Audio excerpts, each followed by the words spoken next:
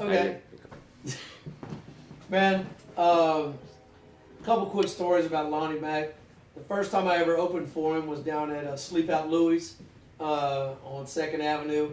And I remember going in and doing the sound check. And then Lonnie would come in and they were like, well, do you want to do a sound check? And he's like, no, my first song is my sound check, you know. And I was like, that's cool. And then he was always, you know, he just brought his guitar. And so he didn't have an amp, but he called them amps. He's like, well, I got an amp over there. What amp you got for me? And the guy, the sound man, had no clue what he was saying. What is amp? I don't get it, you know. And he finally figured out. He was wondering where his Fender Twin was, you know. So he did that.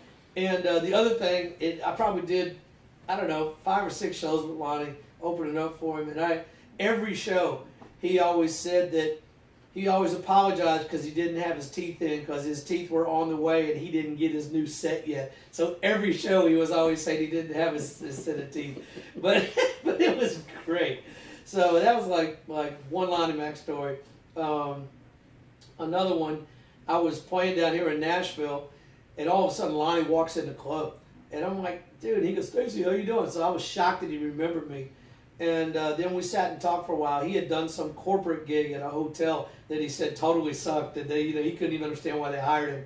And so he invited me back to the hotel. So he and I sat in the hotel room for probably 3 hours until about 5 in the morning, just playing acoustic guitars together.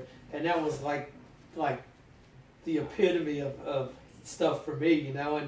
And I remember he'd start doing something. He'd go, come on, you from Cincinnati, you know how to do these changes. You know, and I'm like, yeah, you're a little bit older than me. I didn't hang with the same guys. He goes, come on, you got it. And then all of a sudden he'd do stuff, and I'd be like, yeah, that's kind of what we do in Cincinnati. So that was really cool too.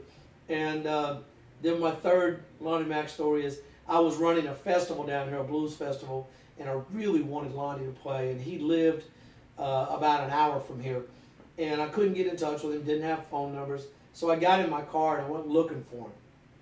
And I went to a Applebee's, and they were like, oh yeah, he comes here every day, but he just left.